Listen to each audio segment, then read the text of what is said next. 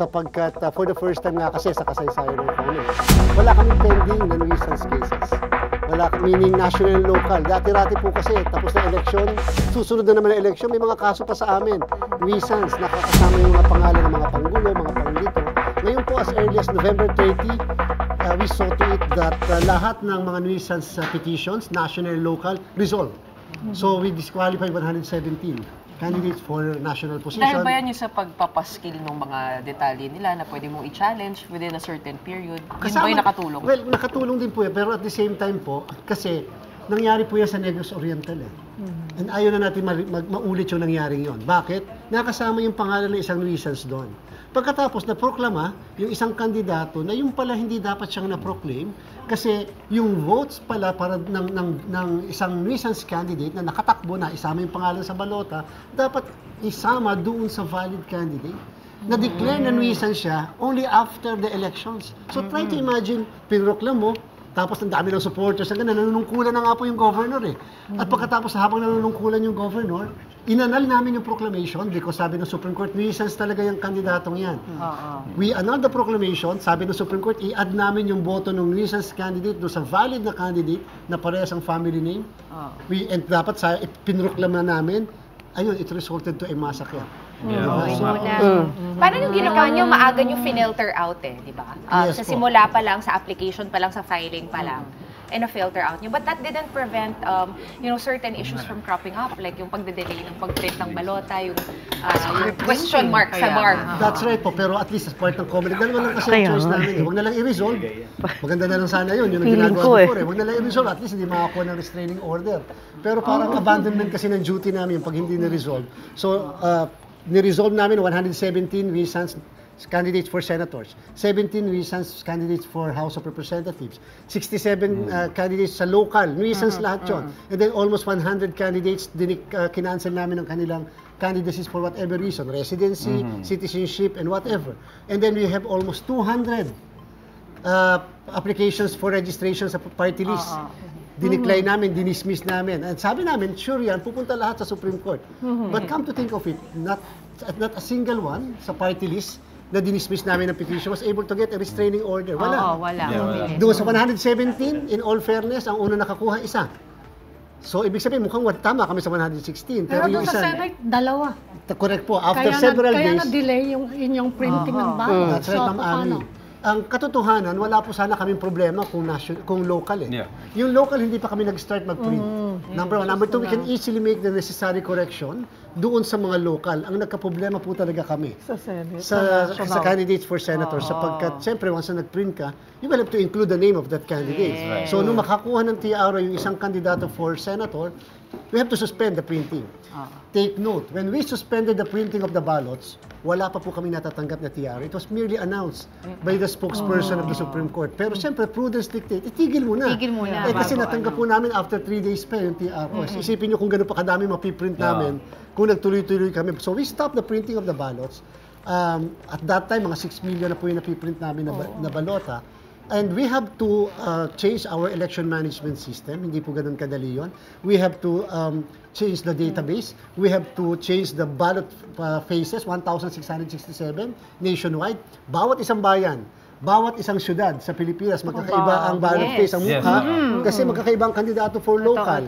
And then, of course, nung magsisimula na muli ka mag-print, may nakakuha na naman ng TRO. The second candidate for senator. Marcos. Only nag-back out din naman. Tapos after 2 days, nag-back out din.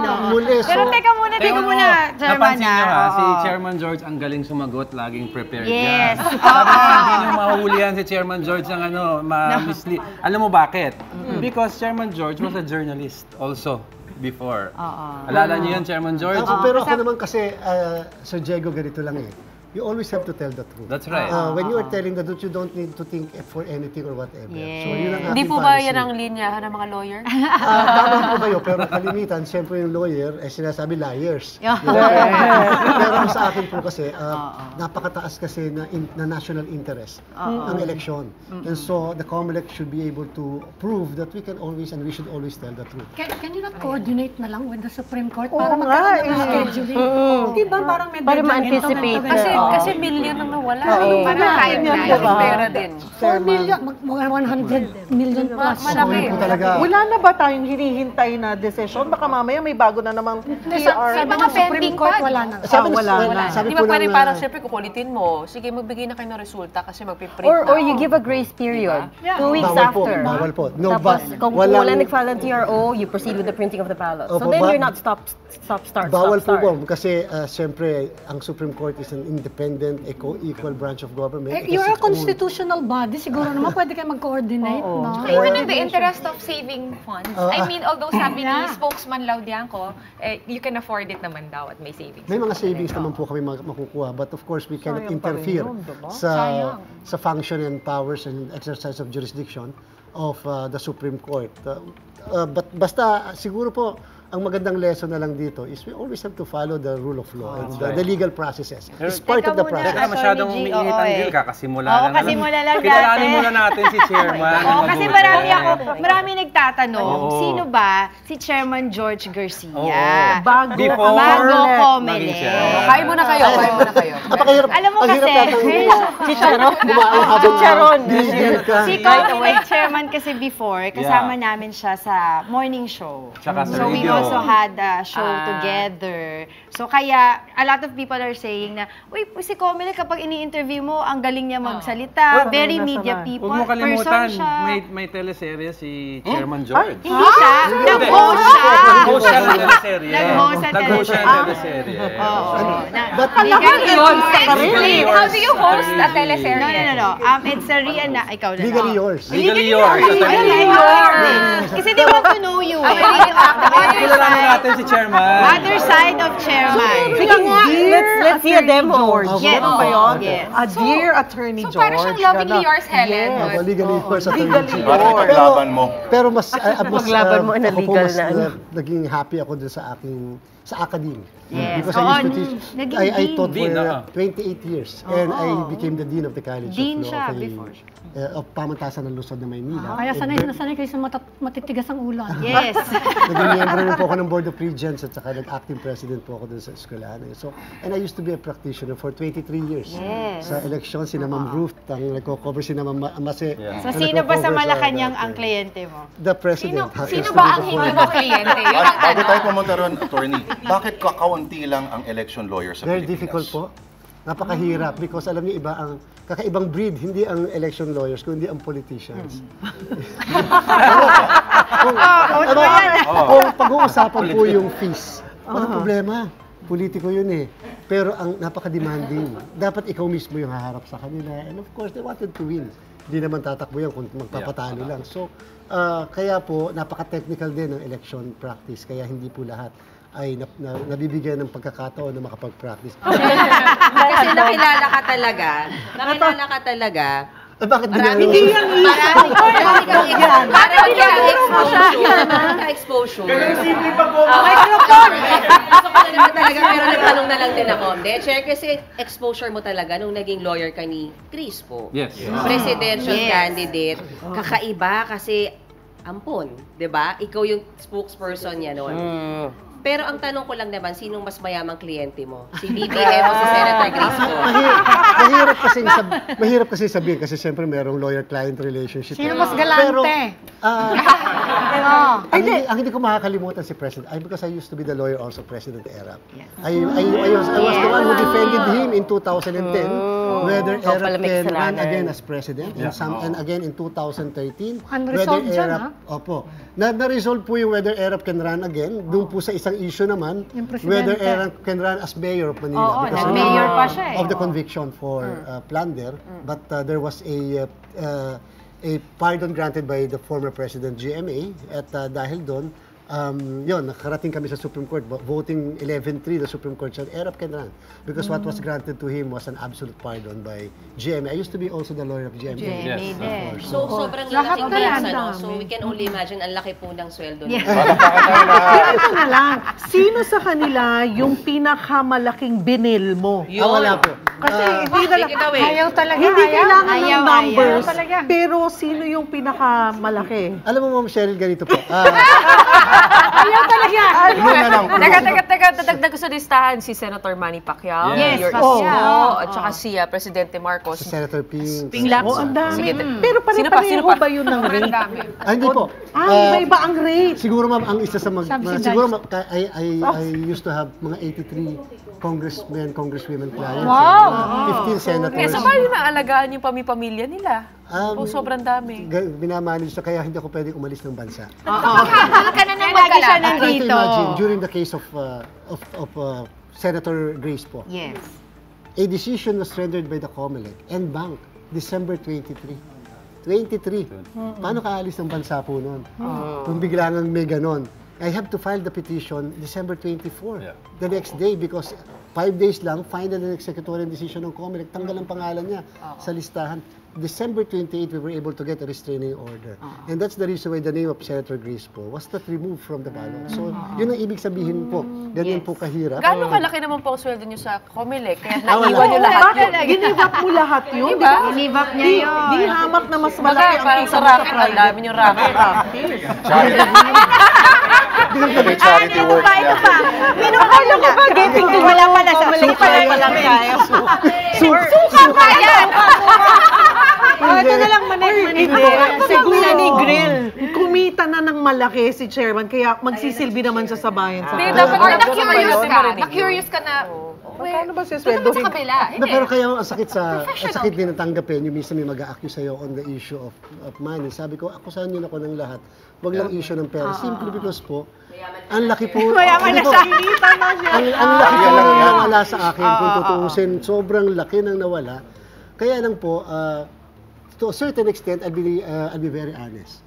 On a personal level. Kaya ako nagdesisyon na tanggapin yung pwesto. Not as chairman. Commissioner po ako na-appoint noong una. March 2022. Way out ko yon para hindi magalit yung ibang clients ko sa akin. Kasi nga, naglaban-laban na sila, especially for president. Candidates for president. And take note, at the time of the election, hindi po ako lawyer ni BBM. Lawyer po ako ni Mayor Isko. Yes. And so when I accepted the position for commissioner, na kay Mayor Isko po ako at that time. Nag-lawyer din kayo for PRRD? Hindi. Kasi siya ang unang nag-appoint sa inyo eh. Hindi po, actually, ang katotohanan pa nga, hindi naman ako dapat i-appoint kasi ako ang lawyer ni dating Speaker Nograles. So, Dami, kaya diba? nagtataka kayo na... May policy ba kayo, Chairman, na Wait, hindi kayo nag-handle ng magkalaban? Rewind muna tayo because may question si Masa dito. I also want to know the answer. No, kasi curious lang ako kanina. Kasi syempre, one of your clients was President Bongbong Marcos. Diba? So number 1, paano kayo nagkakilala ni PBBM? I also wanna know. And number 2, kamusta siya bilang kliyente? Demanding ba? Hindi ba po. magbayad? On time ba magbayad? Ito po, Galante ba? immediately after the election of 2016, because I was the lawyer nga of Senator Grace po and Senator Chis Escudero, yung tandem nila. And then, of course, we lost. We conceded immediately in favor of President Rodrigo Duterte. So parang may nagpahanap sa akin, pinahanap ako to serve as lawyer of BBM. So hindi po nila ako talaga lawyer. Lawyer ako ni Grace po. Nagpaalam pa ako kay Senator Grace. So sabi ko, ma'am, baka pwedeng mag-lawyer ako kay Senator Bongbong Marcos kasi kinukuha. Sabi ko, of course. Sige lang, punta ka doon. So when they asked me kung ano yung gagawin, ang dami po nilang lawyers, mga 16, 17 lawyers lahat yun. Yes. Puro kayo debate habang Estelito Mendoza, JPE, Lolong Lazaro nandun. And I became the lead counsel. So yun po. Mga senior lahat. Pero hindi po namin pinag-usapan, with God as my witness, yung issue ng payment or what. Yun po yung akala ng iba. Bongbong Marcos yan. Ganyan, ganun. Pero hindi. Siguro po kahit Paano si po President. kayo na bahala, ganun? Yung office na lang ninyo magpapadala ng bill. Oo, may bill na lang na. Siguro hindi na lang sa public. Later on babanggitin ko sa iyo. But again, wala pong issue. Wala pong issue tungkol sa pera or whatever. Maniwala kayo sa Ganito na Pero lang po. Kaya hindi ko mapaniwalaan na. Mag-blink kayo pag ang amount ay... Blink twice. Para hinosting. Pero ako po kasi ang tinitingnan ko lagi, hindi yung personality, kung hindi po yung issue niya. Yung issue na hinaharap niya. Kasi yung opportunity to go to the Supreme Court and be able to defend and we'll have a jurisprudence para ma-settle. For example, yung issue ng foundling. Yung kay Senator Grace po. Napaka-importante doon. Hindi natin nalaman na ganun pala kadami na nasa pamahalaan ang ampon. At hindi alam kung sino yung nanay at tatay.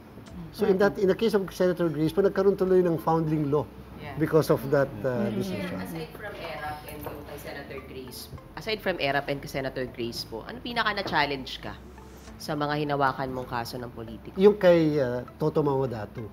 Because I was one of the ones who participated in the planning whereby Toto is to file his candidacy for governor at that time. We are up against the Ampatuans of Maguindanao.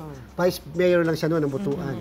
And dapat kasama ako doon sa filing ng candidacy. Oh, yes. wow. In fact, meron doon sa dating istasyon ni Diego at saka ni Angela, merong mga kasama, apat. Yes, namatay ng mga journalists. Yes, so kasama dapat ako doon, but it so happened that a client dito sa may bandang Palawan requested me to be there, so hindi ako nakasama hindi ka sa nakasama. So, yun yung blessing sa akin na siya lumigtas ng buhay mo. And tumawag sa akin si Toto at that time.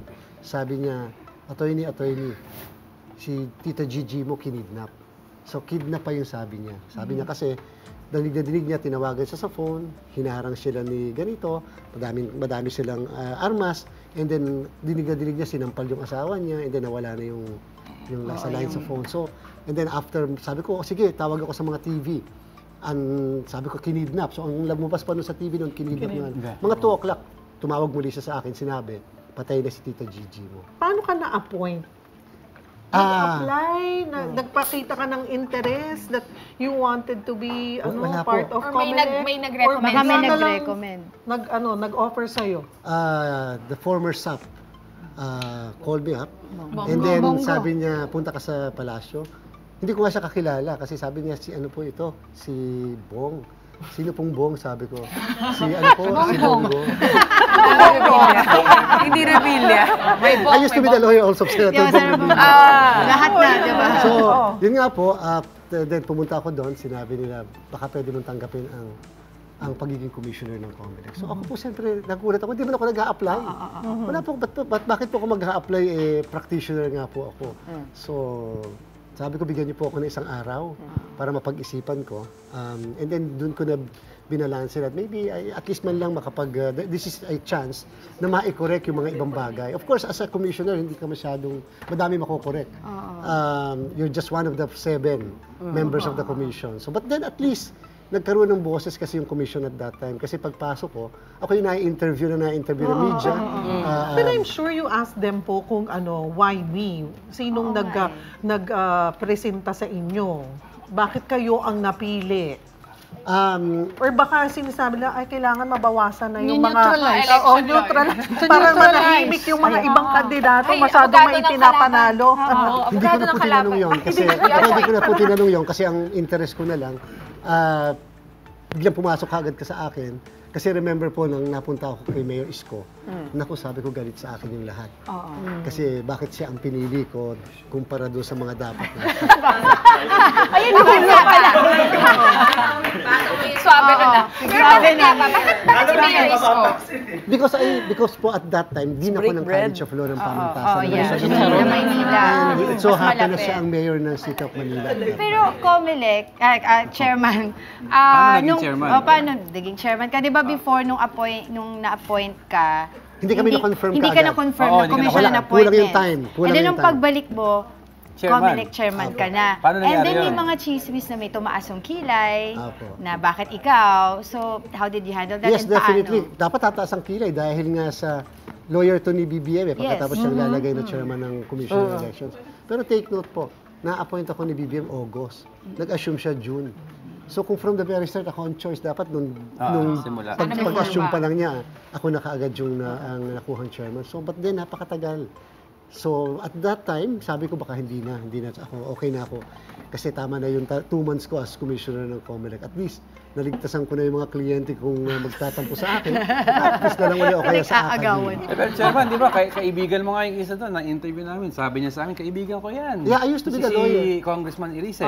Si Congressman Marcoleta. I used to be the lawyer of Congressman Marcoleta. In fact, ano nangyari sa inyo? Wala, alam nyo, ganun talaga siguro sa pagka nasa pwesto ka na ganyan, siyempre sa politika yan. But then, okay naman kami ngayon, maayos kami. But don't you get calls po? Ang dami yung kliyente, may mga issues yan, tapos ikaw chairman. Wala bang mga pasimple? Ay, ang dami, ma'am. Hello, Garci? Ang dami. Wala bang ganon? Pero ang dami na tanongin niyo po kay Sir Mon. Garci! Hello, Garci din! Hello, Garcia! Ang dami ko pong mga tawag na ganyan, pero alam ni Sir Mon, madami akong resolutions, no part ako. Bas pag gusto niyo akong tawagan, lalo lang ako mag-no part, mag-i-inhibit. Yun po yung aking policy. May tanong yata si Mon. Ayan, sir. Long time no see, ha? Ano tayo? Long time no see, sir. Parang wala ka kahapon. Hindi, sir, ako, curious lang ako kasi speaking of, ayan, mga clients mo, may mga ano ngayon issue din ngayon yung paglalagay, pag isasama sa SOSE yung mga influencers. Mapunta lang ako dito, mag-i-issue based na ako. Paano kung tatay niya, kamag-anak niya, artista na, o kaya influencer na, ika-count nyo rin yun? Kailangan mag-declare din sila sa SOSE ng kandidato? Hindi naman. Hindi naman. Kasi alam ako dyan, natanong na sa akin yan, paano kung yung tatay niya mismo mag-endorse sa kanya? Pambihira naman. Hindi naman ganun ang batas. Di ba sa ating palagay, there's always a limit to what the law and practicality and sense of fairness ay paiirali natin. Tatay naman yun, ba't mo naman lalagyan ng equivalent amount kahit ba sikat yung tatay kumpara sa anak? Up to what degree ang pwede? We will be coming up with the guidelines by next week. Ilalabas namin yon. Basta ang sa atin lamang, hindi naman namin hinahabol ng influencers or celebrities para lang maliwanag. Kung anyone of you will be endorsing, hindi kayo hinahabol namin, yung kandidato. Kasi lagi na lang dahilan sa amin, campaign materials nakalagay pagkalaki-laki ng tarpaulin o campaign material. Hindi ako naglagay dyan, siguro yung kalaban ko. Pero pag mumukha niya yun lagi na lang sila nakakaligtas sa ganyan. Samantalang, pwede namin sabihin, ipipresume namin, ikaw yan, tanggalin mo yan. Pagka ganun ginagawa namin, tinatanggal naman po Nung practitioner ako, tinatanong ako ng mga kliyente, anong gagawin natin? Hindi naman kami naglagay nung nasa Tawi-Tawi o nasa Sulu. Yes. Isa lang sinasabi ko, may mga tao tayo doon, tanggalin na natin. Ang hirap na may case sa Comelec. So, isa po yun. Ngayon, yung mga influencers, sasabihin nila, libre, kasi kaibigan ko yan, o kaya idol kasi ako niyan Or I believe in that person. Kaya yung issue na kanilang nilalatag, sinusuportahan niya ako Pero ang point is, hindi ba ang title nung ang pinaka-complete nung SOSE, Statement of Contributions and Expenditure? O di kasama ang donation? O kung may donation, ano equivalent na donation nun? Pero chair, Diba? Bakit? Tsaka, not necessarily monetary. Bakit pagka may commercial, ang laki ng bayad? Pagka mag-i-endorse, walang bayad. At dyan yung makikita, napakadali yung presumption Alam niyo kung bakit? Kung talagang ikaw, nag-i-endorse ka lang dahil kaibigan mo, bakit isa lang ini-endorse mo? Ibig sabihin, may exclusivity ka doon. Diba? Mas maganda kung talagang ganun pala, mag-endorse ka na madami. Kasi madami ka namang idols dyan. Di ba, parang mas dehamak na mas malaki naman ang pera sa premature campaigning. Na wala naman talagang premature campaigning ayon sa batas. Yun yung hindi ko maintindihan. Sabi mo, fair ang batas, pero parang na-nullify na yung premature campaigning. Kasi magiging kandidato ka lang upon start of the campaign period. Hindi pa parang niloloko lang tayo. Because, I mean, lahat naman tayo, we see all the posters, tarpaulins, billboards. Ako personally po ako talaga ang sakit at sama ng loob ko dyan. Sa lahat, ina-express ko yan publicly.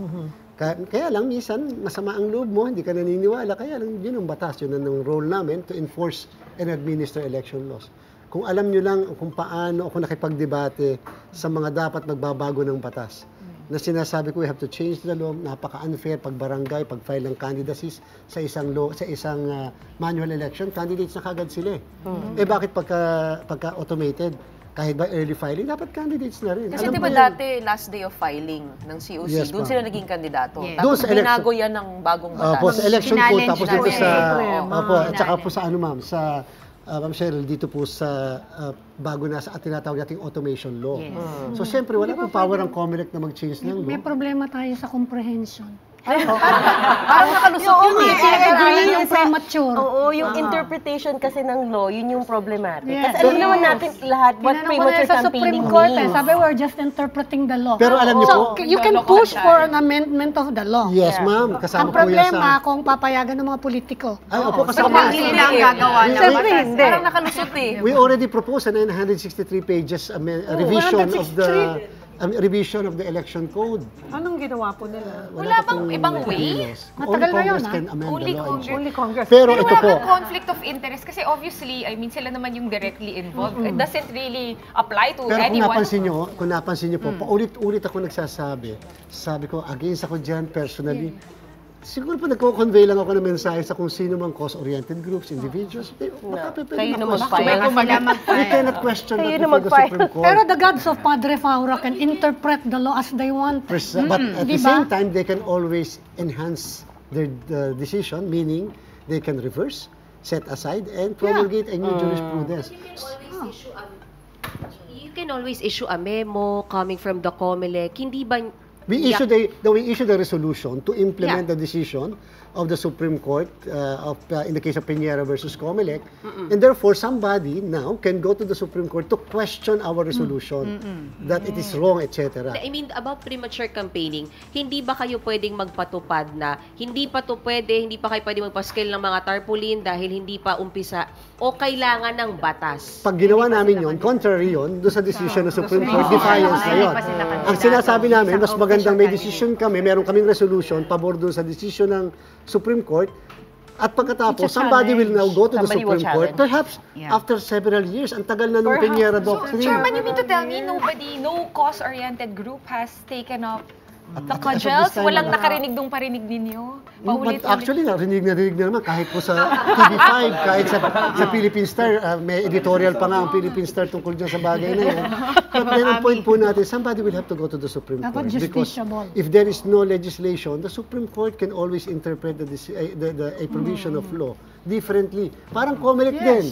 Sabi nyo, bakit dati ang COMELEC nagdi-defy, ngayon hindi nagdi-defy? Depende sa leadership. Depende sa komposisyon. Chair, sorry, babalik ako doon sa influencers issue. Maganda yung kay Mon eh. Kasi mukhang dyan papunta yung kampanya. Aside from yung punta sa probinsya, ang lakas talaga ng power ng social media. Paano nyo mamomonitor? Sabi nyo, pagka mag-anak, hindi na namin nahabulin. Pero sir, ang dali kasing sabihin na si certain influencer, kaibigan ko. Hindi ko binayaran. Hindi ko sinasabing ganun yung mangyayari pero ano monitor yun? Kunyari si Andre, influencer, ako yung kandidato. Ang daling sabihin na magkaibigan kami, walang nangyaring bayaran. So paano mo mahahabol yun, sir? Ang title po namin doon, sinimula namin sa word of presumption. So we can always presume. So in the same manner, nung barangay and SK elections, kasi nga, yung vote buying kasi modern cancer of democracy yan eh. So pag tinignan natin, para lang po makita nyo, yung vote buying, nasa 1985 election code. Tandaan nyo naman, 1985 election code. Siyempre ngayon, bago na pamimili ng boto, GCash, PayMaya, whatever platform. So wala pang panahon, wala pang internet ng mga panahon yun eh. So ngayon po, napakahirap dahil nga, ang COMELEC will have to implement an antiquated Jurassic law. Pagkatapos, hindi naman namin pwedeng baguhin yung batas. So ang ginawa namin, nag-issue kami ng resolution, naggawa kami, hindi naman bawal maggawa ng presumption. Sabi ko, dapat maglalagay kami ng presumption. May dala kang indelible ink, ipipresume ka namin a day before the election, ipipresume ka namin engage sa vote buying with other election paraphernalia. O kaya naman, ikaw ay nagpapila sa harap ng bahay mo ng mga tao, paglalabas nila, merong mga supot-supot na dala-dala, engage ka sa vote buying, ipipresume namin, wala sa batas yun. But we made the presumption. Tapos, halimbawa, nagpadala ka more than 20 people sa GCash, PayMaya, ipipresume ka namin na engage sa vote buying. Napakadami no, mahigit 20 na presumptions yun. Nobody dared question these presumptions before the Supreme Court. In fact, 7,500 ang aming inisyuhan ng show cause orders. 253 ang hindi namin pinroklama dahil lang doon sa premature campaigning at dahil din dyan sa issue ng vote buying. So, ibig sabihin, nobody dared question because it is acceptable by the people. Number two, alam ng tao na kinakailangan ganun ang labanan na lang yan, eye for an eye, a tooth for a tooth, without violating the law. So, ngayon, for the first time, we're going to make presumption. dito sa and celebrities. Sa bandang huli po, nakakaligtas din sila sa income tax eh. Di ba? Under the table. Napaka-unfair naman po tayo mga ordinaryo mga mamamayan kung ma-tax tayo, wagas eh. Di ba? Kahit nasa pamahalaan niya, bakit naman yung mga gano'n nakakaligtas sa income tax? Pero sabi ko nga, hindi na sa amin yun eh, BIR yun eh. Ang sa amin, Statement of Contributions and Expenditure. Contribution, merong ang governor dati ng isang sikat na probinsya malapit sa Metro Manila. Di po ba tinanggal? Sa Laguna. Tinanggal dahil lang sa hindi niya na-report yung dinonate sa kanya na advertisements pala. Sabi niya, bigay naman yun eh. Precisely, it's contribution. Contribution. But speaking of ano na rin, go ahead. Social media lang. Yung sa social media, I wonder kung paano mo imo-monitor ng COMELEC yung lahat ng mga posts ng kandidato sa social media. I understand meron kayong agreement with TikTok. But how about other platforms? Kasi paano kung halimbawa simpleng post lang yun? At saka ang daming mga text messages from mga kandidato na don't forget o kaya yung mga ganyan na Merry Christmas and a Happy New Year from Congressman Chuva Chuva. Paano yun?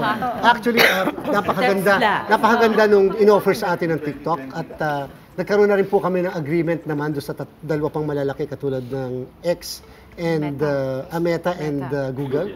So kahit paano doon, pwede namin gawing basihan na yon. Sila naman na nag-commit. In fact, katulad sa TikTok, they will not allow the so-called yung political ads. Hindi nila papayagan. Absolutely prohibited.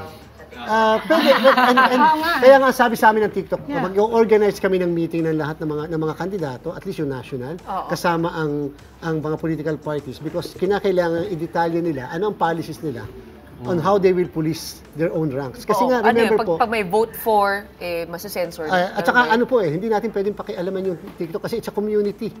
Wala naman tayong social media regulation. First time yan, yung sabi niya, yung paano pag sumasayaw. May suot na t-shirt, may pangalan lang ng kandidato, nothing else. Kahit dollar ID lang. Sa bandang huli, ang responsible dyan, si TikTok. We can always call the attention of TikTok and nobody nga po can prevent TikTok from taking down. Nasa kanya yun, nasa power niya yun eh. Alam ko, ang it's a challenge sa inyo dyan, freedom of expression. Aakyat kayo sa Supreme Court. Yun po yung gusto ko mangyari. Correct. Yung sana po maintindihan ng lahat na kung bakit lagi kami dinadala sa Supreme Court is because kinakailangan may madadala kami sa Supreme Court para magkaroon ng jurisprudence.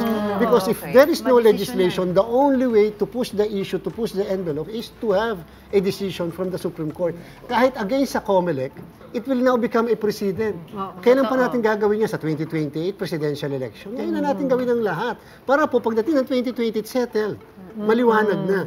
Kung sinasabi nila lagi kaming nire-reverse, so be it na Supreme Court. At least nagkaroon ng decision. At least naging maliwanag. Sure, ako, follow up ko yung kay Maricel kanina. How will you monitor? Ano ba, kailangan magreklamo na lang sa COMELEC? Kasi paano yung mga local candidates? May mga influencers din dyan. I suppose you cannot monitor all these things. Pero ayoko malitin ng COMELEC. Pero magitin na tayo ng reklamo or ng kalaban? May solusyon po dyan sa mga kababayan natin. Citizen sumbong? Hindi po. Hintayin niyo po mag-file ng SOSE. Kasi sa Statement of Contribution Expenditures na ipa-file nila 30 days after the election, dyan natin makikita kung may na-report. Ipapaskill nyo rin ba yun? At we're going to post for the first time in our history. Just like what we did sa COCs, naka-post lahat. Task force. KKK na yan, ano magiging trabaho niya? Yun po yung pag-monitor at the same time pag-coordinate with the platforms and kung kinakailangan magpa-take down, yun po yung gagawin ng task force. But of course, the number one function talaga niyan is to fight disinformation, misinformation, and fake news. Napaka-importante po yan. So, yung requirements ninyo, let's say, hindi nga website, kahit simpleng post or simpleng account, kailangan iparehistro sa inyo. Marami na ho bang nagpa-register? Yun lang pong political parties and candidates. Take note, yung original namin, yung una namin guidelines, kasama ang private individuals.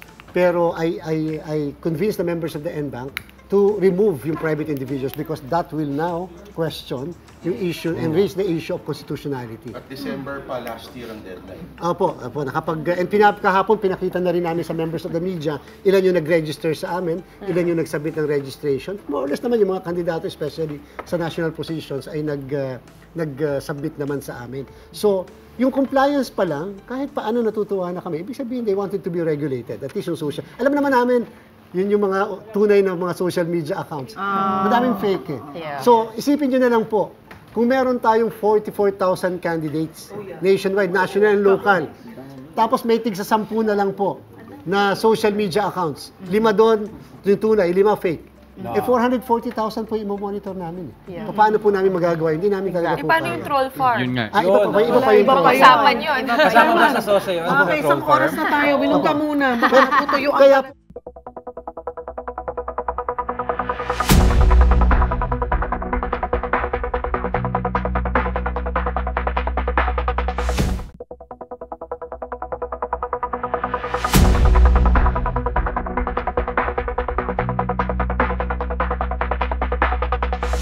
we have to understand there are certain limitations. Ang problem po natin, may decision ng Supreme Court, the Diocese of Bacolod versus Comelec, na kapag nasa private properties, ang lahat ng mga election paraphernalia, hindi namin pwedeng tanggalin.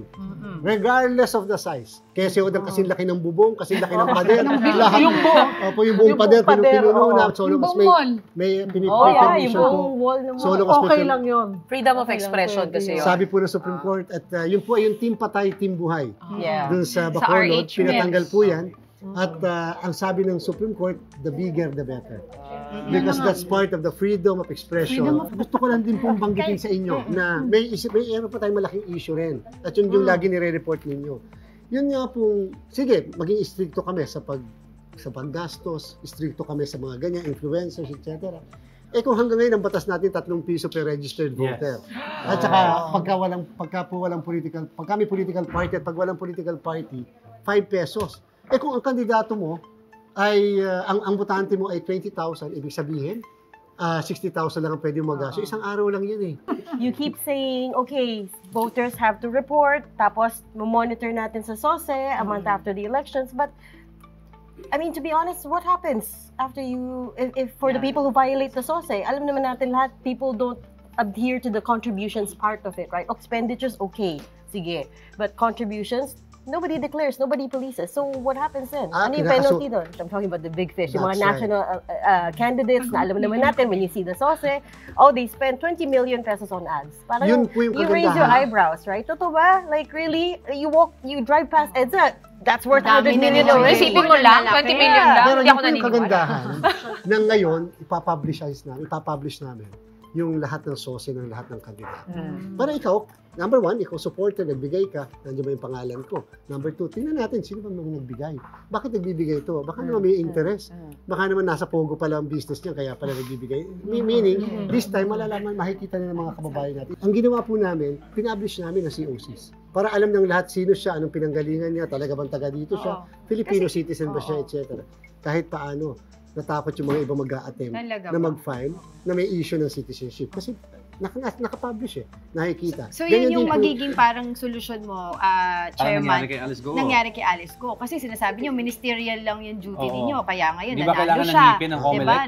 In fact, hindi ako masyadong worried doon sa yung paggastos using private fund. Ang mas worry ako at saka talagang lalabanan natin yung issue ng abuse of state resources. Yes. Pupunta ko doon magse-segue na ako doon sa ibang issue. Yung abuse of state resources kasi para sa akin nakakamuhi yun Hindi naman nila pera ng sambayanan. Bakit parang kumakagastos? Kanya, wagas. Tulad yung mga ayuda. Diba? Sabi nyo, babantayan na ng Comelec yung mga supposedly mga distribution ng AKAP and other na kasi before, di ba? Before may mga tarpaulin pa, may mukha ng mga kandidato, hindi naman kanilang pera yun Yung AKAP, AX and iba pang ayuda ng DSWD kasi kasama rin ng Department of Labor yung kanilang tupad, pati ang DOH yung kanilang mais, etc.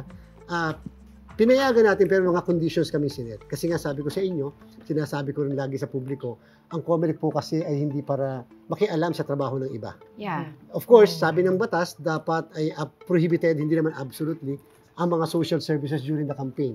Yung binigay namin exemption, sa 45-day period pa po mag-start yun. Sa March 28, hindi pa po ngayon. So ngayon, nakikita niyo pa yung mga maaaring kandidato o yung mga incumbents na namimigay, naandun sila. Pero pagdating ng 45 days, may requirement tayo. Ang ginawa po ng iba, katulad ng isang departamento, hindi muna nila nilahat yung pina-approve sa amin. Siguro test. So, maliit lang. Specifically, maliit lang ang AKAP. Almost 840 million lang po yun. Ngayon po, meron akong natanggap, mga mag-iisang linggo na, mahigit, na panibagong request for exemption. This time talagang malaki. As in B. Hindi ko ina-actionan. But B, sabi po, 26 point something ang AKAP, hindi po ba yun nakalagay sa budget natin? But hindi ko po ina-actionan because I am authorized to grant it or to deny it. Because, ang sa akin, teka muna, tingnan ko muna yung condition ko nung una, kung na-comply yun. Kasi ang isa sa mga conditions ko nun, nasaan yung guidelines na sinasabi na ipopromulgate to ensure fairness in the distribution and to ensure that it will not be politicized. No, Chairman, I just want to go dun sa election day scenario. Kasi di ba nag-mock elections lang kayo last weekend. So, ano po ba yung tatakbuhin with the new system? How long will the process of yung mismong voting at yung pag-press mo dun sa ano na ipapasok mo na yung balota? Also with the parliamentary, the BARM elections, kung isa pa pong issue yun. Oo nga, issue yun. Pero kunyari, isama nyo na rin yung factor for BARM na gano'ng kahaba din for them to vote for their Well, crucial po para sa atin, lalo na po sa members ng media dito sa TV5, sa Philippine Star, at sa Business World, napaka-crucial po sa atin yung 5 to 7. Yung 5 to 7 kasi pabobotohin namin yung mga senior citizens, PWDs, and yung pregnant women. Kasi ibig sabihin, hindi naman namin sila hiniwalay dahil sa kanilang kalabat, hiniwalay namin sila para hindi sila natasaktan, hindi ba init ang araw, and at the same, option lang naman yun, hindi naman po yung mandatory sa part po nila. So kahit yung sa mall voting namin, merong 5 o'clock pa rin, start na sa pagboto sa mga nakatatanda at mga may kapansanan. Para kahit paano, magiging conveniente yung pagboto nila. Yung pang maayos na voting experience. So 5 to 7 is crucial. 5 to 7 p.m. O AM po, morning. In the morning. 7, ang voting talaga po is 7 o'clock in the morning to 7 o'clock in the evening. 7 to 7 talaga yung pagboto po natin. 7 o'clock umagang. Ngayon po, ang advice ko sa lahat, magdala po tayo ng kodigo, tayo ang gumawa. O kung hindi man, we are committing that we are going to distribute the voters information sheet. 4 pages po yun. Based on the mock elections, Chairman, isang botante, gaano katagal inabot? Kung sakaling boboto po, tingnan niyo po yun. Yung pag-accomplish kasi, yun ang medyo problematic. Depende po sa bilis, depende sa kung siya ay literate, depende kung nakatatanda o bata, o kaya may dala ng kodigo, so whatever. So mga siguro po abutin na 3 to 5 minutes kasi isang botante, doon sa pagpili lang, kung wala siyang dala na sa pag-shade. Sa pag-shade. Kasi nga po, 66 candidates for senators, if you're going to choose 12, tapos bibilangin mo pa kung talaga bang 12, ay kulang pa ng isa, o kaya ay sumobra ako, tapos ka na. So may mga ganun po, senador pa lang yon. Meron pa pong party list sa likod. Talaga may kodigo, no? Kung share cellphone ng kodigo, pwede ba yun? Walang problema. Basta walang pictura lang sa machine. Kasi tatandaan nila may watchers. So makikita sila. Ngayon po, doon na tayo sa process. So sige, regardless ng number of minutes na nag-accomplish ka ng balota, pag pinasok mo yung balota mo, 2 to 3 seconds lang po yun eh. Papasok na yung balota. Pagkatapos, maghihintay ka ng 14 seconds. The machine will verify all the security features. Tunay na balota ba yan? Yung mga secret markings na andyan, at yan pa talaga intended for this precinct, kasi precinct specific ang mga balota natin. Hindi siya pwede magamit sa ibang presinto. After 14 seconds, lalabas yung resibo mo, automatically may magkakat. Dati ginugupit lang yun eh. Kakat. At pagkatapos lalabas sa screen yung picture ng balota mo. So pwede mo i-compare, kahit isang position lang. Sino bang binoto ko for governor? Yung ba yung nakalagay doon? 15 seconds yun, and then pipinutin mo yung arrow, pwede kang pumunta na sa likod, 5 seconds naman sa party list. But at least to show to you na ito yung balota na pumasok. So more or less po yung lahat ng prosesong yun, wala pang 3 minutes. Tapi yung resibo. Boboto ka pa ng mga ano. Okay, isang BARM po kasi, dalawang balota kasi yun. Isang balota sa national local at isang balota para sa parliamentary. So kung sakali marireset ang Bangsamoro election sa October, so hindi na po kami magkakaproblema doon sa dalawang balota pa.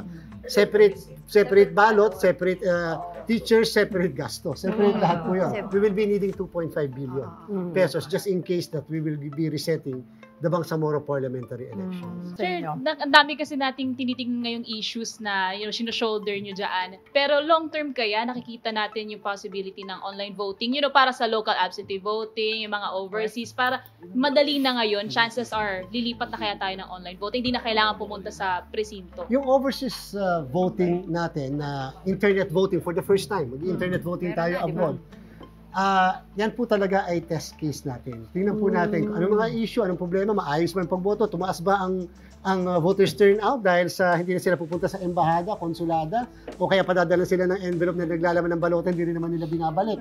So, titingnan po natin yan kung pag naging effective, pwede po natin gawin siguro in the future para sa mga nakatatanda. May kapansanan, hindi na sila pupunta.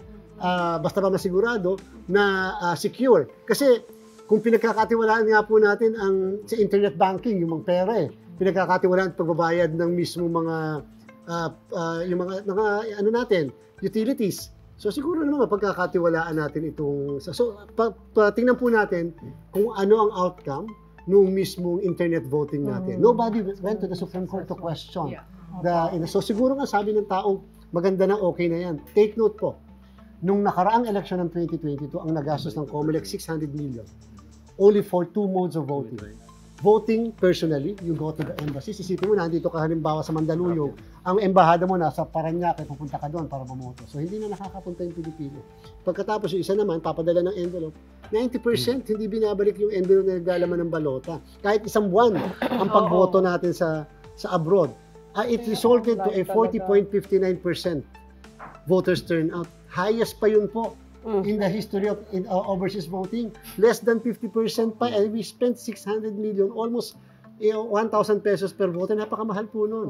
So sabi namin, mag-venture tayo sa other mode of voting, which is internet voting, na mura na, at the same time, masisigurado pang sa cellphone lang, laptops, iPad, lalo na po ang seafarers. Hi, Chairman. Balikan ko lang po yung sa SOSE. I understand, first time yata natin ipapasa publiko yung mga SOSE ng kandidato. So, ano po ba yung gusto? Una, kailan po at saan po ipapaskil yung SOSE nila? And then pangalawa, ano yung gusto nating makita ng publiko o gawin ng publiko kapag ka naipaskil na ng mga kandidato yung kanilang SOSE? Pwede segundahan yan. O, sige. Segundahan ko na, sir, para isahin mo na lang. Yung mga magbaback out na kandidato, well, ngayon kasi hindi sila counted dahil nga premature campaigning is not, parang counted. Pero yung mga mag-back out in the middle of the campaign period, kakabulin nyo pa rin ba yun? Sagutin muna kita dun sa, ikaw na muna. Pag nag-back out ka during the time na ikaw ay kandidato na, you will have to still submit a SOSE. Because you are a candidate.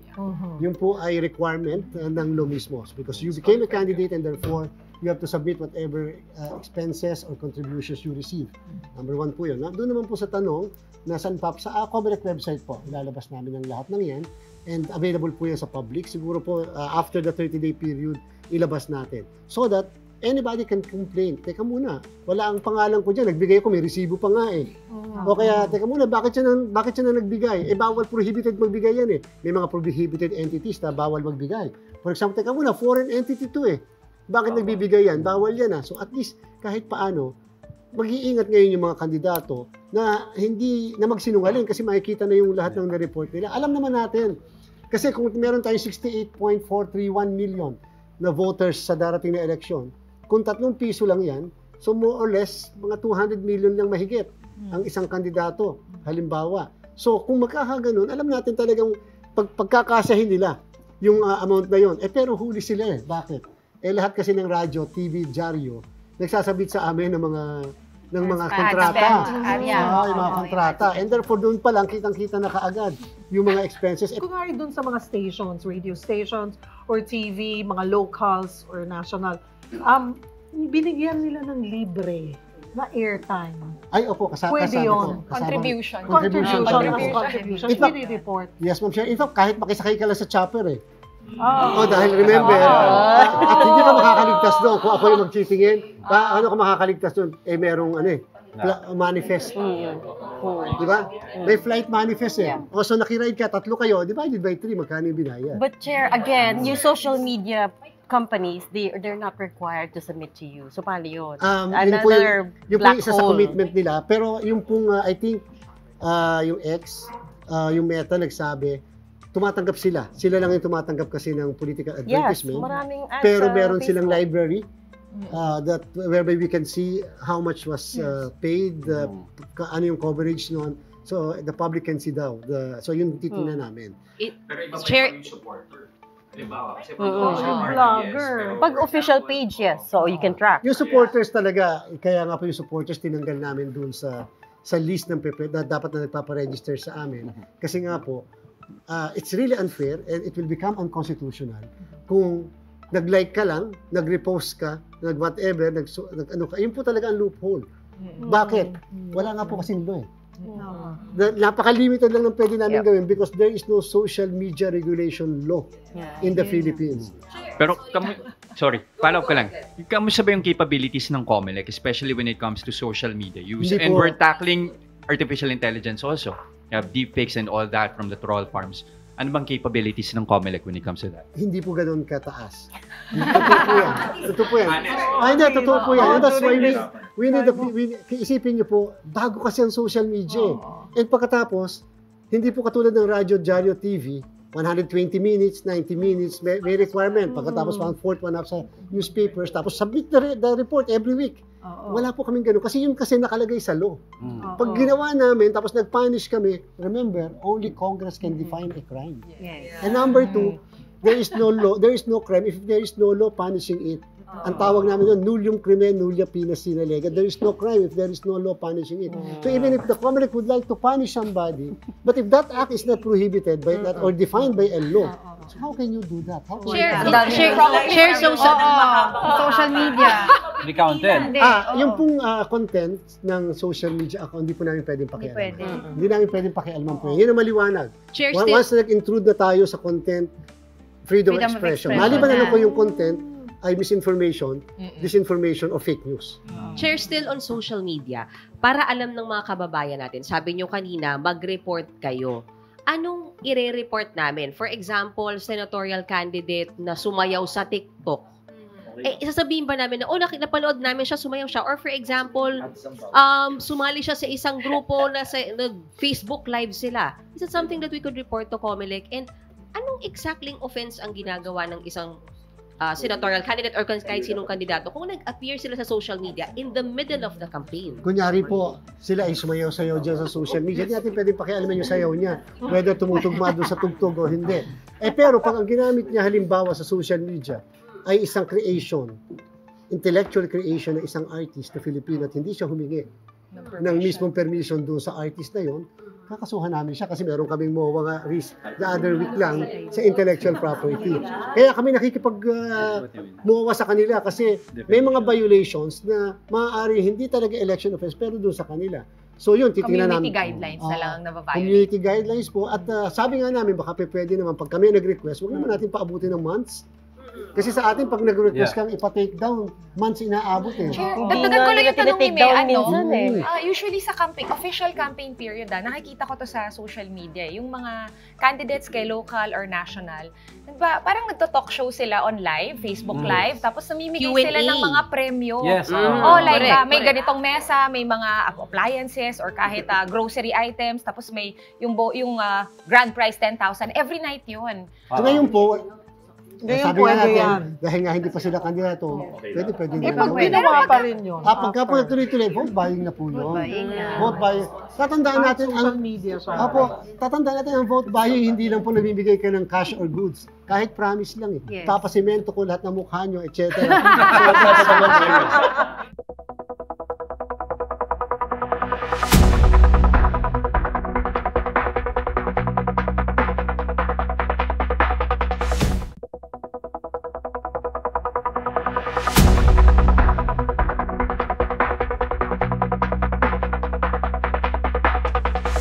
Chair, pupuntahan ko lang itong yung automated machines natin.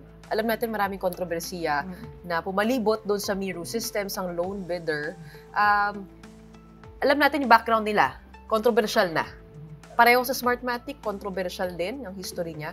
Unang-una, ba't di natin kinonsider yon? At pangalawa, yung local partners ng Miro systems, bakit hindi natin na-scrutinize ng maigi? Kasi parang apparently may mga conflicts of interest in the 3 local partners. Okay. During the hearing sa Senado, na-raise yung issue na yan. Nauna, bakit merong construction firm sa joint venture? Maliwanag po yung naging sagot at nag-agree naman yung mga senators din before the amendment of the procurement law. Before the amendment of the procurement law kasi, hindi naman pinagbabawal na mag-participate ang isang construction firm sa COMELEC. Lalo pa kung ang participation niya ay yung issue lang na financial. Wala siyang participation sa technical or sa supply chain. Did you stop the joint venture with them? At sino po yung pumuna sa kakulangan nila? Okay, so yun pong tatlo kasi sila, lumalabas yung palang nag-withdraw ay 5% lang ang kanyang contribution, yung share. So ang malaki doon yung isang company, yung company na malaki na yun, yung computer, yung IT company, yun na nag-assume. Meron silang, sinabit namin sa Supreme Court yung mismo agreement Integrated Computer Systems. Sinabit namin yung mismong MOA nila na in-assume siguro binayaran. So kumbaga binili niya yung 5% Pero kahit po share. doon, may conflict of interest dahil ang magmamayari nun ay LEDAC appointee ni PBBM. Isa pa yun, hindi po siya, hindi si Mr. Something. George Barcelon. Yung isa.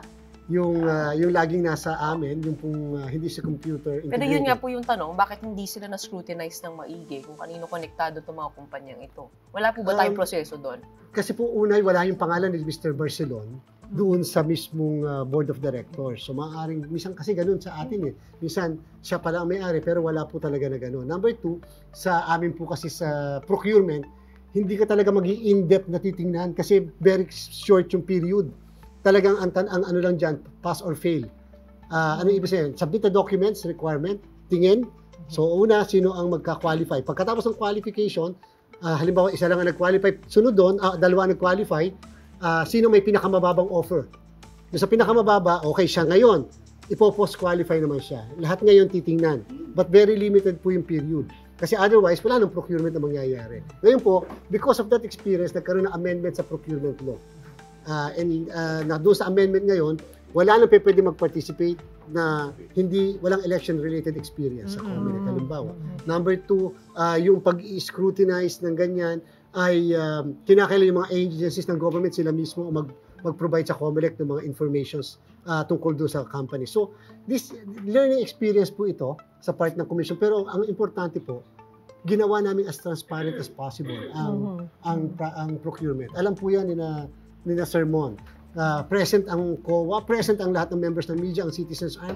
Walang kahit isa nagreklamo, hindi po talaga kasalanan ng COMELEC na may isa lang na bidder. Kasi ang bumili ng bidding documents ay 5. Pagkatapos ng unang bidding, nag-fail. Kasi hindi mo ba failure din kung isa lang ang bidder mo? Hindi po.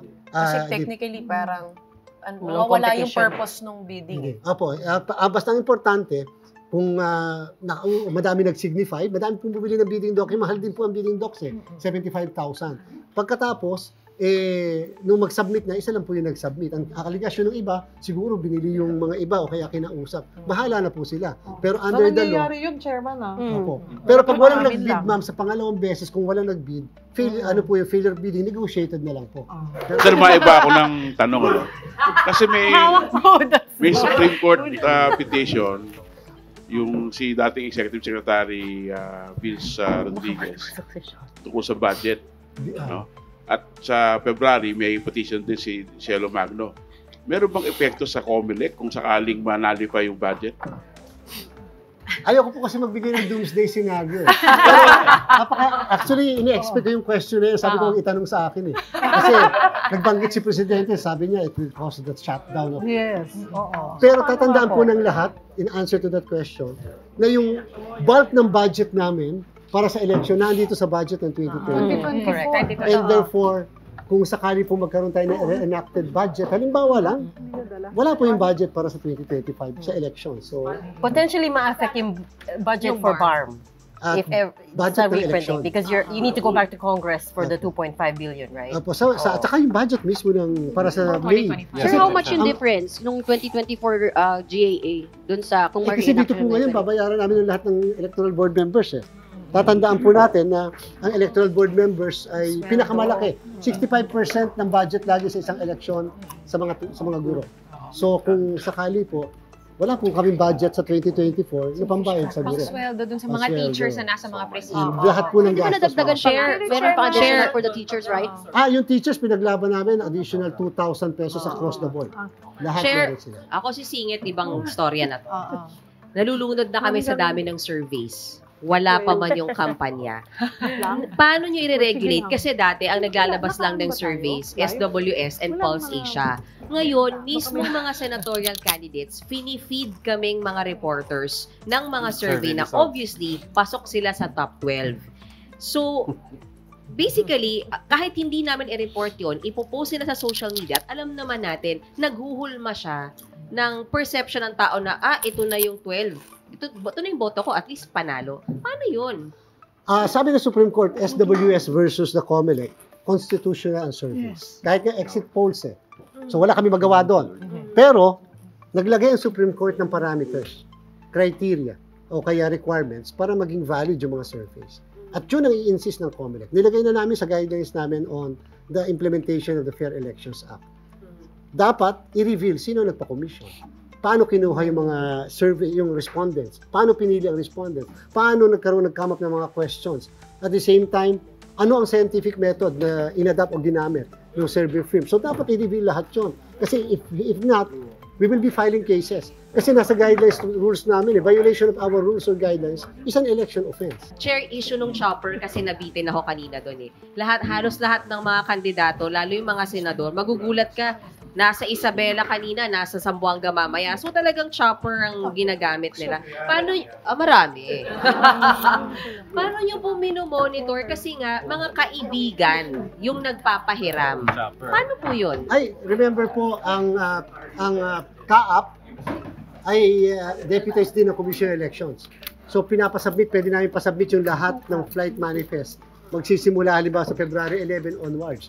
Kita namin kung sino. So magkano ang bayad on an hourly basis. Halimbawa sa isang oras, 300,000 ang renta ng chopper. Kung tatlo silang sumakay, divided by 3 yun. Hindi na sila daw nagbayad kasi hindi po pwede. Kasi contribution. Opo. Nung ako ay practitioner, sinisigurado namin yan na may pipila pa na form yung isang kilalang malaking kumpanya dahil pinapahiram doon sa kliyente ko yung mismo. Kasi pumirma kayo ng donation. May donation yan May equivalent amount yun. Kasi otherwise hahanapin sa amin. Kasi alam nila. Pag incumbent public official, that's against the law, di ba? That's code of conduct. Correct po. Violation ng 6735. They cannot accept that kind of That's right po. Bawal po ang pag-accept ng donation. Pag incumbent. So kung re-electionist yan, covered sila nun. Bawal. Alam niyo po sa bandang huli, talagang totoo po. Minsan pagkataon, hindi talaga naman totoo magre-report yung mga yan Pero that's the reason why our people should be not only vigilant, but we should demand accountability. Chairman, speaking of accountability, I'm sure yung iba makababayan natin dito also maintindihan din yung sinasabi ko. Kasi parang minsan nakakainit ng ulo and of course, nanghihinayang ka. Ito yung, ang ibig kong sabihin, yung sa nagastos, yung nasa nasayang na mga pag-imprinta ng balota. 6 billion printed ballots that according to how much is that? 150 million. No, because it's 22 pesos times 6 million and then of course may mga bayad kami sa overtime. May NPC ka pa, etc. So million po yung pinag-uusapan dito. So ang tinatanong po ng tao dito, kayo daw po, you gave correspondence sa Supreme Court ng mga COMELEC activities. December pa lang ata no? Diba? So alam nila yung mga ginagawa po ninyo, pero late po yung pagbigay ng desisyon. So yung mga tao naghahanap ng sino ba dapat ang diba? Sino yung dapat sisihin dito sa nangyari Supreme na to? Court ba daw may kasalanan? Diba? At ano na yung gagawin natin on the side of COMELEC para maiwasan na natin to in the future? Hindi ba kayo nagmadali mag-print? COMELEC po kasi nagdesisyon, so mas maganda COMELEC na lang ang isisiya ng sambayanan. Totoo po, we will just take the blame simply because, again, we have to protect the Supreme Court. Pero naisagad ba natin, Chairman, yung pinakasagad na pwede nating simulan yung printing na nahintay sana natin at naiwasan natin na masayang yung more than 150 million pesos. Medyo publicized naman yung timeline niyo Diba? Talagang binibigay niyo sa amin. As early as August, sumulat na po kami sa SC. Ito po yung aming timelines. In fact, ang printing po ng balota, alam niyo, Sir Mon, 3rd week ng December. 3rd week. So, we waited po muna. Hanggang January 3 po, kami po yung sumulat din sa Supreme Court. In-inform we are going to start na the printing of the ballots. So, by January 6, naghintay po kami ng... So, kumbaga hanggang gano'n na lang yung parang... So, yung hindi po nyo sasabihin na namin sa Supreme Court, sana po maglagay kayo ng deadline. Correct. Exactly. Of course, you will not say it. Hindi pwede magaling kay Chairman. Yung consideration na lang. Kasi hindi naman natin pinag-uusapan naman dito na i-consider ng Korte Suprema pera ng taong bayan. Sayang kasi mahal siya. Alam ng Korte yung activities ng COMELEC. Kasi this happened before, noong 2022, during the chairmanship of Abbas. But this is the first time na nag-reprint tayo at saka nag-back to zero. So sinabi ng Korte, yung nangyaring mock elections noong January 25. Apo, kamusta? May mga nagkikita tayong problema. Ay, tama po yun. May mga dapat talaga nagpapawis. Dapat po talaga yung ink. makita natin talaga dapat ang problema. Dapat pagsulputan yung problema sa isang mock election. Kaya yung purpose ng mock election. Gaano hahaba ang pila ng botante, paano yung paghahanap nila. Ngayon po, although wala pa doon, pero ngayon po lahat ng mga botante natin, yung mga pangalan nila sa labas ng presinto may pictures na. Sinigurado namin it will not violate the data privacy, pero may pictures colored. Kasi mas nakita po namin, mas sinahanap nila yung mukha nila kaysa yung pangalan. Saka doon nagtatagal. Doon nagtatagal po yung mga voters, yung paghahanap ng pangalan nila sa presinto. At number 2 yung na sinabi ko, na sana mapag-isipan na natin, ngayon po sinisimulan na namin, hindi naman laging i-utilize natin ang elementary schools. Yung mga classrooms, kasi po pang elementary school students yan kahit yung upuan yan, aliliit, tapos ang upo pagkalalaki, talaga masisira po yan. Yung iba pa, kung maapakan yung halaman ni teacher, talagang wagas. Kaya kita nyo, nag-venture tayo sa mall voting, baka sakaling mas improve experience, talagang malamig. Number 2, meron po naman mga, ang sabi ng batas, public places. So meron namang high school dyan, o kaya ibang, for example, gymnasium na public, pwede doon namin gawin yung pagboto. Kasi basta ang importante, greater and higher voter experience dapat. Para naman hindi nahihirapan sa pagboto. Okay, so ang debate, inaabangan po talaga yan, sagutan ng mga kandidato, pati to get to know them as well as their platforms, diba? So Chairman, i-require po ba ng COMELEC na umattend ang mga kandidato? At paano po iba-balance out lahat ng mga candidates if we're talking about 66 senatorial candidate? Talaga po napaka-problematic yun. Una po muna gusto kong Opo. Kasi may nagsasabi sa amin na habang naka-apila sa Supreme Court, dapat isama na muna yung mga pangalan ng mga nag-apila. Kung 117 na nag-apila sa Supreme Court, isasama natin muna sa pangalan, sa listahan. So, sa 66 nga, problema na Di how much po pag sinama pa yung 117. Yan po ay senatorial. Pag presidential, so pag presidential, nagpadebate dati, in fact, ang TV5 ay nasa Dagupan na 2016. Cebu 2016, talagang napaka-ganda at napaka-maayos. Kami po. Andun siya! Hindi, pero at least nakita maayos naman yung invite ako kasi doon as the lawyer of presidential candidate. At ilang beses kami bumabalik-balik dito para i-draft yung guidelines. Ang importante lang po siguro, i-compel namin ang presence kung masisigurado din lang ng stations na lahat a-attend. Kasi po napakahirap. Pagka po naging selective tayo, alam po natin, siyempre, it's still a business. Alam po natin, may mga commercial. Kaya lang, siyempre, ang problema namin, pagka po namili tayo, paano naman po yung iba? So, hindi po namin makukumpel yung iba kung hindi natin sisiguraduhin lahat. At saka naiintindihan po natin. At any given time, 6.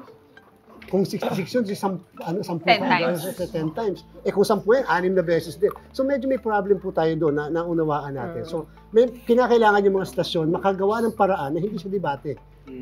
Na hindi talaga siya debate, na pwede ma-invite ang mga panauhin na makuha, hindi yung personalidad, kung hindi makuha yung mismong issues ang talakayan. At pagka ganun, walang problema at hindi makikialam ang COMELEC sa estasyon ng radyo, television. Gusto ko yung nasa atin na yung bonus. Issue-based politics, we're all personality-based politics, right? And that's why it's important to understand the personality. But we have to be mature enough to insist that it should always be issue-based. Yeah, of course. Issue-based. Kasi po, pagka kasi sinanay natin laging palibasa na sa talaga may advantage talaga yung laging nakikita sa TV, radyo, dyan, at saka sa social media. Paano naman yung pagkalalalim pala naman ng pag-uutak tungkol doon sa isang bagay, talaga naman pag napakinggan mo, iba yung issue, iba yung kanyang posisyon. So maganda rin marinig sila ng mga kababayan. Boss, di ba election lawyer ka? Pero ngayon ko, syempre, COMELEC chair. Palagay natin, kung hindi ka COMELEC chair, from an election lawyer's perspective, papayuan mo ba ako? Kung nasa top 12 na ako, malakas na ako sa poll, papayuan mo ba ako mag-attend nitong mga debate o kahit hindi na? Ako, definitely.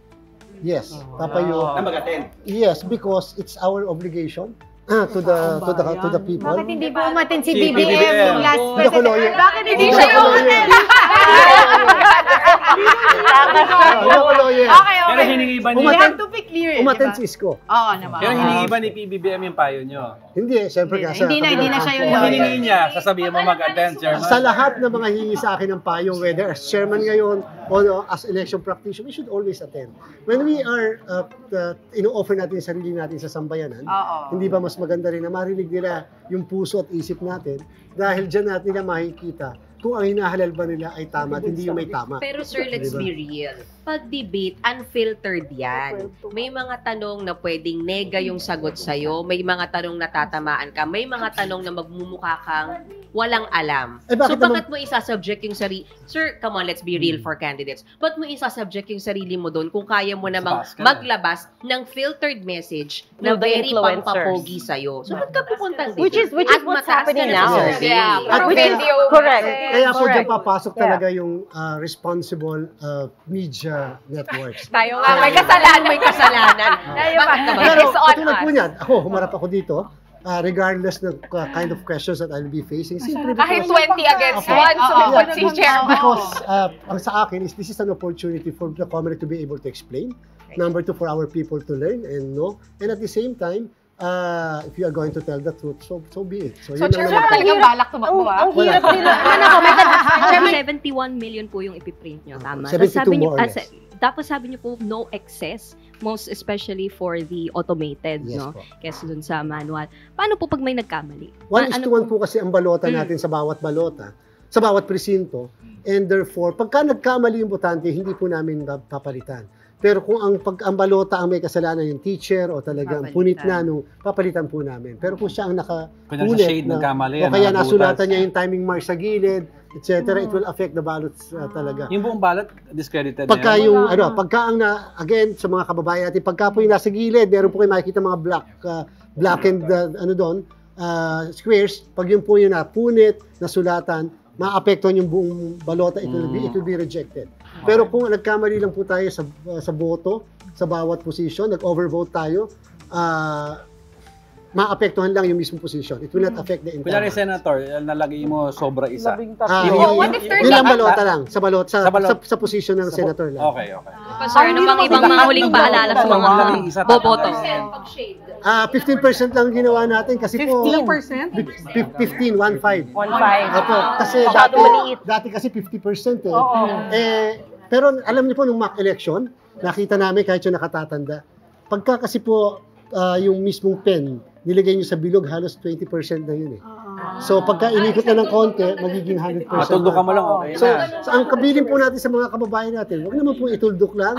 Pwede naman po i-shade na kahit po sumobra, lumampas doon sa bilog, wala po tayong problema. Pinalikan niyo yung mga elections. Ano nang nangyari doon sa tinta? Opo kasi natatanggal sa pawis, sa pawis. Paano po actually, hindi po yung tintang, ang problema po, pag medyo pawis, pagka-shade po kasi, nadidiinan nila, and therefore kumakalat. Problema ko yan, kasi pasmado ako. Paano po? Kailangan may tissue ka. Nalagyan mo tissue. May problema ba sa ink or pawisin lang talaga yung nagsabi na kahit na nawawala yung tinta? Kawawa naman yung pasmado. Kahit anong pen ang gamitin natin, kahit sa ordinary natin mga papers, lagi talaga may mga 5 seconds man lang. Napayaan natin matuyo. Mayaan natin matuyo lang para lang kahit paano, mag-dry na siya at hindi siya Yung machine daw, Chairman, yung machine may built-in na siya na kung saan mo ilalagay yung resibo after voting. Meron na po. So, ibig sabihin, nawawala na yung mga iconic na yellow boxes natin. Wala na po tayong ganon. Tagal na nun. Pero may QR code ka, di ba? After. Yellow at saka white. Yellow and white. Papayagan namin si PPCRB at saka si NAMFREL yung mga QR codes ng mga election returns. Pwede nilang barilin, pwede nilang masend sa kanilang headquarters. Kami ba may access sa QR code? Pwede ba picturean para ma-verify namin? Wala, hindi. Kasi yung mga citizens arm lang. Pero again, ito po maganda ngayon. Citizens arms, NAMFREL, PPCRB, majority party, minority party, ang media, may sariling server or servers. So, ibig sabihin, hindi na ito yung from the precinct, doon lang tayo sa transparency server sa UN o kaya sa may UST. Ngayon, mula sa presinto, nakasend na ito, send to all. And then, sir, sa Miru, how soon do you expect to call official results? Unofficial muna. Doon sa unofficial, in 30 minutes to 1 hour, alam na natin yung results eh.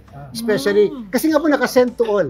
Dati na nag-test kami, lalo nung gumamit kami ng Starlink, just a matter of 2 to wala pang 2 minutes na ipadala na isend ka agad yung result. 100%. Kaya lang naman natin sinasabing unofficial kasi po, dahil sa matatanggap na ng lahat yung results, pero yung official kasi kinakailangan dumaan sa mga board of canvassers. Correct, yes. So, what's your deadline? Mga 9 o'clock siguro, alam na natin ang lahat ng results sa buong Pilipinas. But take note, yung inuulit ko, hindi makakapag-send ang machine ng before 7 o'clock. The machine can only send the results kapag 7 o'clock para wala na yung nakaprogram. Para wala na yung issue na sinasabing alas 3 pa lang, nagsasend na. So, may ganung issue kasi last time. Yes. Di ba 2 minutes to close? Number 2 po, yung mismo mga server ng PPCRB, Nampre Majority at yung nasa bayan, nasa syudad, hindi na siya tatanggap kung wala pang 7 o'clock. But out of curiosity, Chairman, bakit nga ba nagkaganong issue last time? Yung mga supposedly maagang transmittal? Kasi po may mga teachers na pag wala nang dumadating, lalo sa mga liblib na lugar, sinasaraduhan na kaysa maghintay sila ng gabi. This time, hindi po rin sila kahit na wala nang bumoboto o kahit na wala. Sino po ang mag-deliver ng mga system? Anong mga machine? Kasi dati F2, ngayon. Ngayon po F2 pa rin, pero ang magdi-distribute yung mga local COMELEC namin. So ibabagsak lang sa mga municipalities at pagkatapos kami ang mag-distribute. So just to recap, partial unofficial within 1 hour, and then official more or less around 9 p.m. same day. Which is 2 hours. Sa official municipality, up to province, makakapag-proclaim kami the next day. Yung mga senators siguro kasama mga 3 to 4 days because meron pa tayong overseas voting tayo. So dadalhin pa kasi ng mga ambassadors or consuls yung result, yung transmitted at the same time yung hard copies.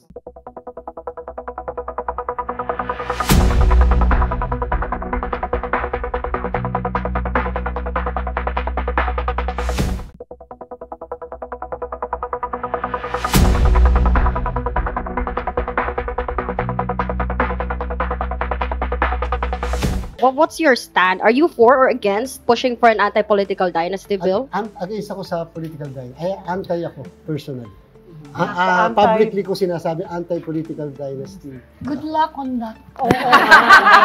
Meron ba kayong certain degree na... Bakit po? Ano po nakita nyo na hindi namin nakikita? It limits public service. Public service should be afforded to all. Although, of course, sa bandang huli, sasabihin, it's a matter of choice on the part of the people. And so, sa atin lang ay bakit ang SK merong anti-political dynasty? Bakit ang Bangsamoro? Bangsamoro, anti-political dynasty, second degree sila. Di ba? So, bakit hindi kakayanin sa national o kaya sa local? Chairman, siguro, pag bumalik ka na sa private, wag ka nang humawak ng kandidato na may political dynasty. Para mapanindigan mo yan, di ba? Kasi sabi mo, kaya ka umalis, di ba? Kasi silang magkakamag-anak na yung kliyente mo. Political dynasty na yung mga kliyente mo. Dapat po talaga we should be able to define. Ano yun? Chairman, in 2029. Daming reform na kailangan gawin sa election system natin. Alam ko, ilang beses na nagpadala COMELEC sa Congress ng proposed bill. Are you going to we are going refile again? Yes po. At this time, mas babaguhin pa namin base doon sa recent experience. Like for example, substitution of candidates. Diba? Pinagbawal nga namin substitution ngayon. For the first time, walang substitution of candidates. So, isasama natin po yun. At i-insist pa rin natin that they are candidates at the time of the filing of the candidates. Lalagay na po natin doon. Para po na Kongreso. Sa next Congress. Yung early filing po, pwedeng COMELEC lang yun eh. So, pwede namin gawin ng July ang filing. Kaya lang, may mga effects po yan. Tulad ng lahat ng appointed officials, di mo resign upon the date of the filing of the candidate. At saka super dagdag pa sa premature campaign. Premature campaign. It's written in the Constitution na dapat magkaroon nga ng batas on political dynasty. So, saan nagkukulang? Ano dapat nakalagay po? Because it's not self-executive. Kapag ka po may nakalagay as may be provided by law, it is not self-executing, it will require a law to implement and to define political dynasty. Hindi nyo ba pwede substitution na pagbawal ninyo. Tapos yung anti-political dynasty, hindi natin masingit-singit. Kasi po, meron pong may paraan doon. Pinayagan pa rin namin ang substitution during the filing of the candidacies. From October 1 to 8. Pero bawal ang substitution after October 8. So at least, pinayagan namin. Hindi nila sasabing walang substitution. Except in case of death or disqualification. Tsaka kailangan kapangalan, no? Kaapelido. May huling katanungan si Lord De Vera. Last question. Lord. Ayun. hindi naman para medyo obscure na mga provision doon sa Omnibus Election Code. Yung isa yung pagpupusta. Bawal ang pagpupusta. Meron na ho bang experience kayo na may nahuli kayo nagpustahan na magda number 1 si Bongbong Marcos? At ito pa. Online game. Okay, pangalo. Pwede ang adversarial pala na ad campaigning, basta ilalagay lang ang source. Yes po, may nangyaring ganon. Pangatlo, okay. May pangatlo pa po. Hindi alam na lahat, in case of atay, ano ang solusyon? Coscoin! Okay. Yung tatlong yung na pwede natin pag-usapan. Wala pa po tayong napapile. Wala pa so far. Sana wala. Pero so far, wala pa po sa pustahan. Especially on the outcome of the result. Number 1. Number 2, doon naman sa